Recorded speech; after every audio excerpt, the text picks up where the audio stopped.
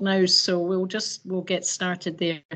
Hello and welcome to everyone to this webinar this afternoon. My name is Shirley Lawson. I'm a Development Officer here at Call Scotland. And we're absolutely delighted to have a guest presenter, Elizabeth McCann from the Scottish Sensory Centre, talk about the impact of cerebral visual impairment on the communication needs of children with additional support needs. So hello, Elizabeth. Nice to have you along with us today. Hi, Shirley. Thanks very much for that. Nice to be here on a webinar, normally just sitting around the other side of a partition from you, but not today. That's right. So everybody's ready. We'll just get started, yes? Yes, so it's just, just to give a reminder to everyone, there's going to be about 20 minutes for the webinar, and then you'll have the chance to ask Elizabeth some questions via the chat pane. But you can put your questions in as you go along if they come to mind during the session, and I'll collate them and then liaise with Elizabeth to answer them at the end there. So as I say, the session will be recorded and you will be able to access the archive recording, but really looking forward to this session today, personally, because more and more of the referrals that come in to us when we go out to do individual pupil assessment have got CVI noted on the referral form. So looking forward to this session and learning more myself. So I'll pass over to you now, Elizabeth. Thank you. Thanks, Shirley. So I've got a few slides. I'm going to rattle through a few of them at a great pace.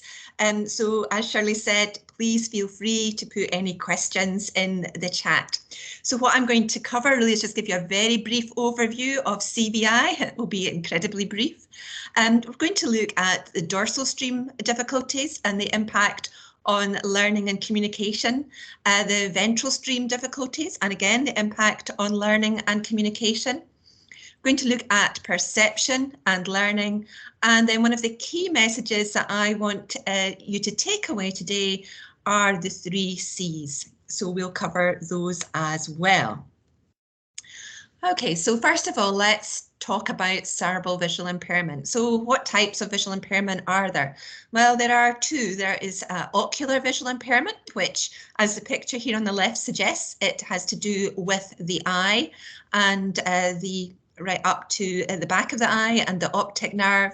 And then we've got cerebral visual impairment, which is to do with the brain and how the brain interprets and understands the messages that are received through the eyes. Now, some children and young people can have both an ocular and a cerebral visual impairment. So that's 2 things together. Some children and young people just have cerebral visual impairment. If you have any children that you're working with who have got cerebral palsy, there's a 99, probably 0.9% chance that they have also got a cerebral visual impairment because it's damage to the brain. And as we know, cerebral palsy is also caused damage to the brain before, during, or after birth. So that's the difference, but the 2 can occur together, ocular part of the eye or cerebral part of the brain. And what we're going to look at today is primarily cerebral visual impairment. So thinking about the brain itself, we have 2 pathways in the brain, the dorsal pathway, which goes across the top of the brain, and we have the ventral pathway as well. So the dorsal pathway, or sometimes called a stream, is the where pathway. So it tells us about where things are in space.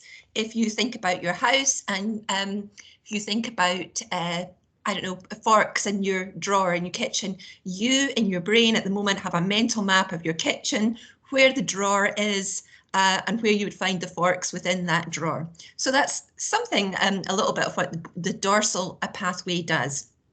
It's also good for finding routes from places, whether it's from your front door to your kitchen or in town if you're going from place to place. So that's the dorsal pathway. And our ventral pathway is our what. So what things are. And it's a bit like a naming filing cabinet. So if you see an item, lying around on your table, and at the moment I'm just looking at a spoon that was left over here from lunch. I look at that and I go, oh yes, that's a spoon. I recognise it as a spoon. My ventral pathway has helped me to name that item. Not just for naming objects, it's also for recognising pictures and faces and all sorts of things like that. Now we're talking about these two pathways, but actually they're not separate. They work together. And if we think about something like being presented with, oh, I don't know, well, let's be healthy today. It's Tuesday after all. Or is it? It's not, it's Wednesday. I'm confused. I've only been back at work for 2 days. So if we think about a bowl of fruit, and if you're offered that bowl of fruit and you're asked to select a piece, then it's our ventral and our dorsal pathways that are working in harmony, because first of all, we need to recognise it's fruit.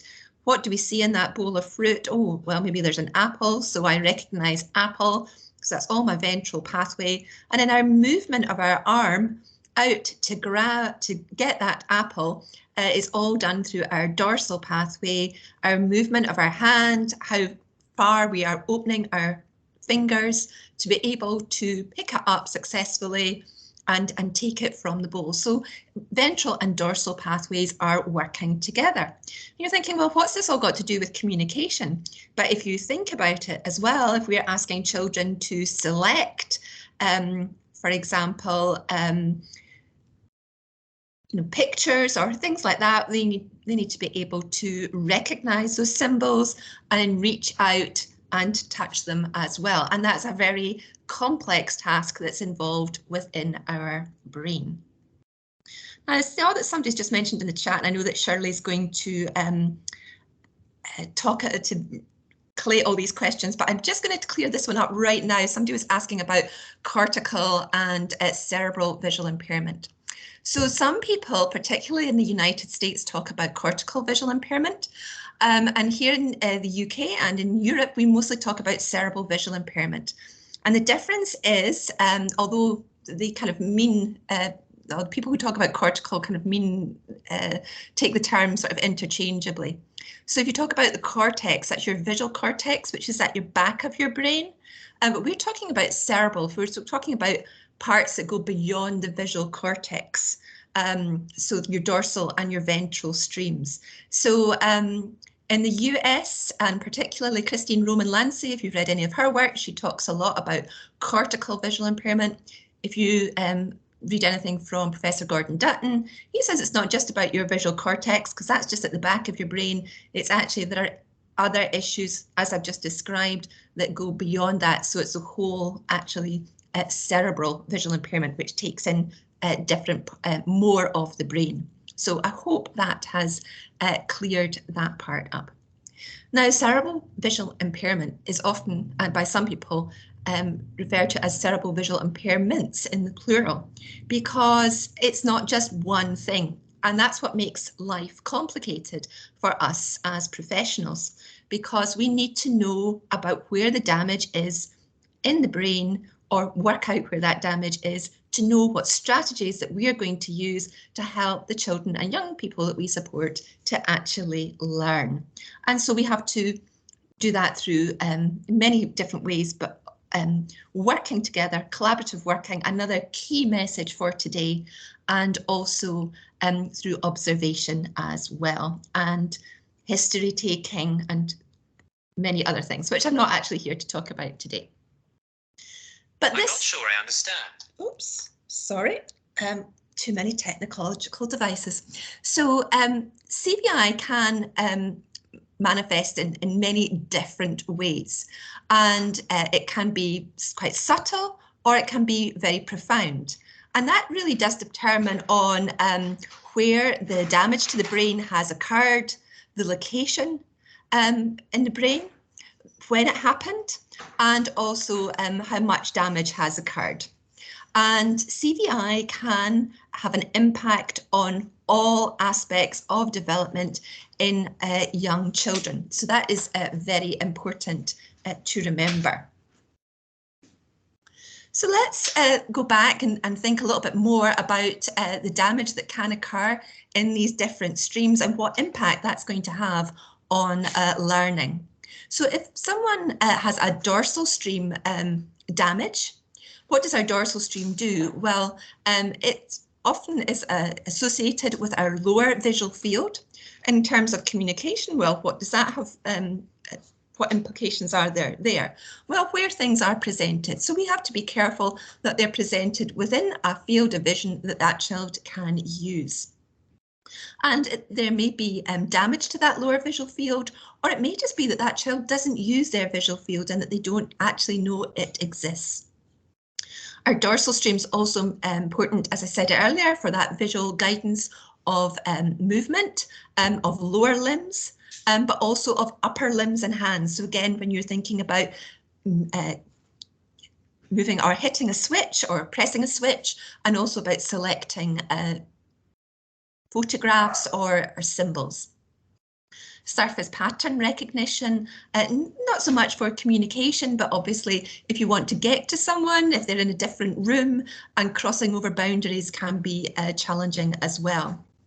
An interesting one here, estimation of speed of moving targets. So often if things are moving, they don't see them, or that they can't work out the speed of the movement, so they don't know if cars are coming. Again, what's that got to do with communication? Well, think about signing and think about the movement of our hands and our fingers while we're signing.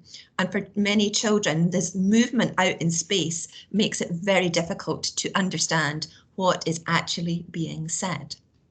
Visual search, our dorsal stream also has that function. So again, looking for a particular symbol within an array of things, they find it difficult. And sometimes when presented with many objects, what happens is their visual field actually closes down and becomes much narrower.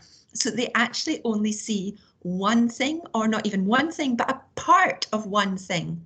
Now you're thinking, well, part of one thing, that's all right. But if they look away and come back, they might see a different part of that same one thing or a different part of something else, but actually not know how they all go together and how it makes up that whole.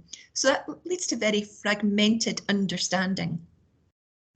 Maintaining and shifting visual attention. So if you're presenting two things, you can have difficulty moving from one to the other. Intersensory attention, which means that there may be conflict between being someone speaking and actually watching as well, and understanding which one to do. Do you want me to listen or do you want me to look? And in auditory searching, so difficulty pinpointing where sounds are coming from, which can be very difficult if there's a lot of people talking, and also processing of the language that is being heard. So very important for communication. So things to think about if you know that the child or young person has a dorsal stream damage. And again, how would you know this? Well, good collaborative working with your qualified teacher of visual impairment is absolutely essential. So think about where objects or pictures are presented. If you're presenting two things at once, do you want that young person to look at them or do you want them to reach? Because many young people that I have worked with in the past, if they want to reach out and take something, can't look at the same time. There's too much information. So we need to decide, are we wanting them to look or do we want them to touch? And we want to give them time to do one and then the other. Think about the speed that things are brought into the visual field, in again and out again. If you bring them in too quickly and they have trouble processing speed of movement, then actually a symbol all of a sudden appearing can actually be quite frightening and actually cause the whole system to shut down, because it wasn't there a second ago and all of a sudden it's here. It's like something popping out at us. But for children who've got dorsal stream dysfunction, that is what it's like. Think about speed of signing. Do we sign so fast that children actually don't know what we are saying? Also think about competing sensory information. When I have talked about doing on-body signing, for example, which has got a reference on the body, so therefore is much easier to understand than signing that is done out in space, I always say to people, you should sign and then say. So that child or young person is not getting that sensory information and the speech at the same time. One follows the other. So it's serial processing, and we're not asking them to parallel process. And we also need to think about the speed of speech and the amount of words that are being used. So 20 minutes today, you can tell I'm going rather fast. This is not really what we want. Moving on to ventral stream. Now this is identification, as I said, and it also relies on so understanding pictures, faces, words, and I've certainly worked with children who've got ventral stream problems who find really reading very, very difficult, and even recognising numbers, even though it's been presented in many different ways. It's got to be said, though, that ventral stream dysfunction or problems with the ventral stream is much less common than dorsal stream problems. But it can still happen, and you do need to be aware of it as well. Professor Gordon Dutton, who I mentioned earlier, said that which can be seen cannot necessarily be perceived, and that which cannot be perceived cannot be understood. Now, he's often said this at courses that I've attended, and I've thought, gosh, right. But if we think about it and really pick it apart, it becomes quite obvious that what he's saying. Just because someone can see it, if their eyes work, it doesn't necessarily mean that they can understand it if they've got a problem in their brain. And if you can't understand what you see, then how can you understand what is being asked of you? And here's a classic example. Two pictures, one of a red apple and one of a red ball. Do we know that the children and young people that we are presenting these pictures to, can they understand these pictures? How do we know that they can understand it? What have we done to test? Have we given them the real objects that they can explore with their hands, with their mouths, with any of their other senses so that they know what there are? Sergeant Salt and Dale did some research, and they just say that for children to be able to name objects, they must be working around 18 months chronologically or cognitively. To name pictures, it's at 21 months. Matching symbols, 30 months. Naming symbols, 33 months. And letters, 42 months. And I often wonder about children that I've worked with in the past who are presented with symbols. Have we really done a really robust assessment to know that what we're presenting them with is actually the right thing?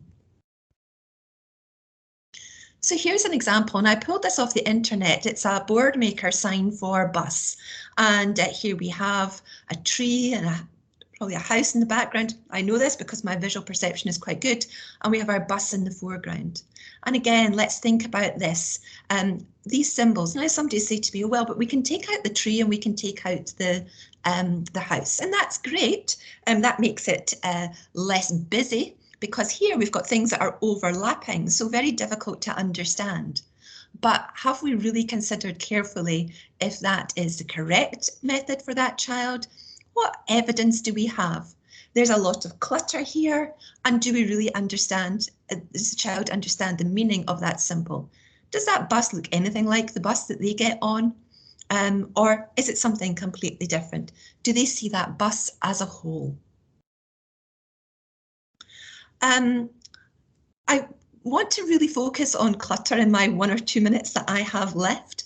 I often see this bubble writing. Now, this was something that first came to light on a website called Paths to Literacy, which is a very good website, and I don't knock it in any way, shape or form. However, it went on there, first of all, because of a parent. A parent suddenly decided to try and help their child who had cerebral visual impairment, that they were going to write in the preferred colour of their child round the words. And this allegedly helped the child to read. Now that's great. If that helped one child to read, that is fantastic.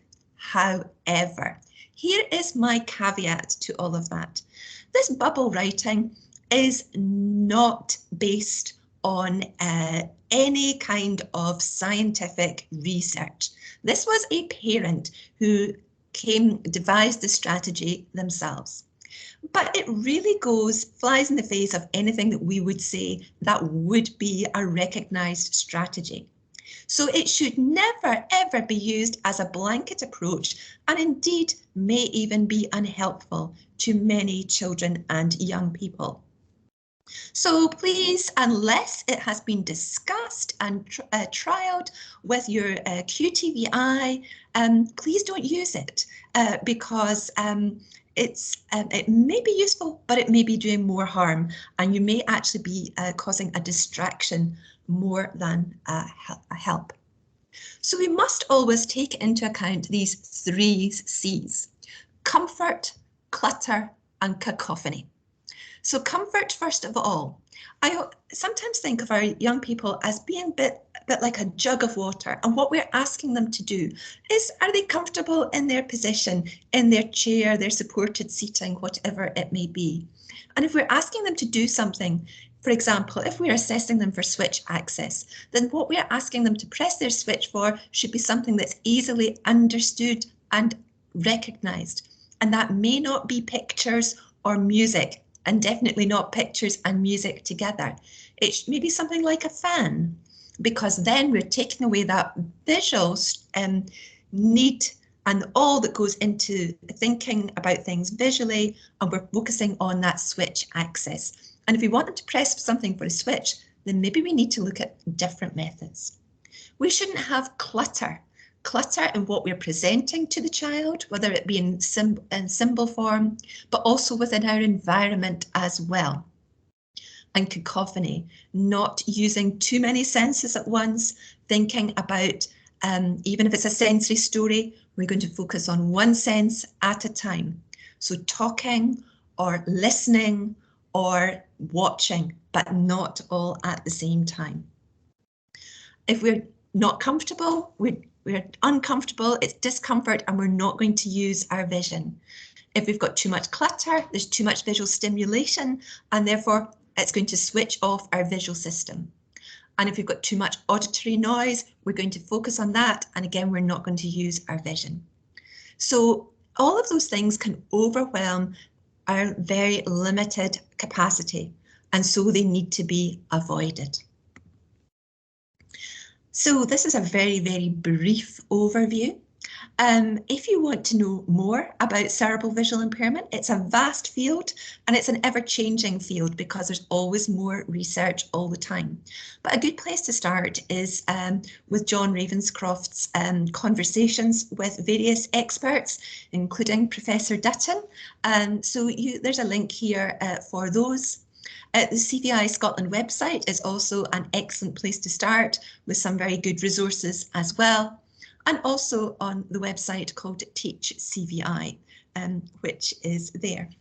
Just a very brief plug for the Scottish Sensory Centre. We are going to be doing another webinar in May where you can come along and ask questions to us about cerebral visual impairment, any burning issues that you may have with children and young people, and that's on the 26th of May, so do look out for that.